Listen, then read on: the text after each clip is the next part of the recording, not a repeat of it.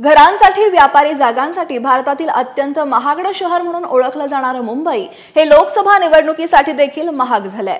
उमेदवारी अर्ज भरला की उमेदवाराचा दैनंदिन खर्चाचा हिशोब हा निवडणूक आयोगाकडून ठेवला जातो। हा खर्च दाखवताना त्यांनी कोणत्या वस्तूचे किती पैसे लावलेत याचे दर जिल्हाधिकारी कार्यालयाने ठरवून दिले आहेत। मुंबई शहर आणि उपनगर असे एकूण 6 लोकसभा मतदारसंघ आहेत आणि त्यामध्ये दक्षिण मुंबई, दक्षिण मध्य मुंबई, मुंबई ईशान्य, उत्तर मुंबई, उत्तर मध्य, उत्तर पश्चिम या मतदारसंघांचा समावेश आहे। येथे चहा, खाद्यपदार्थ, रॅली आणि सभांसाठी लागणारी सामग्री, प्रचार साहित्य यांचे दर शहरी भागात जास्त आहेत, मात्र वाहनांचे दर उपनगरात अधिक आहेत। उमेदवार किती खर्च करतो हे पाहण्यासाठी स्वतंत्र यंत्रणा असून त्यासाठी जिल्हाधिकाऱ्यांनी भरारी पथकांची देखील नेमणूक केली आहे। इथल्या जिल्हाधिकाऱ्यांनी टाचणीपासून जेवणाचे आणि गाड्यांचे सर्व दर ठरवून दिले आहेत। मुंबईचे मतदान शेवटच्या टप्प्यात असल्याने 26 एप्रिल पासून अर्ज दाखल व्हायला सुरुवात होईल आणि निकाल अर्थातच 4 जूनला।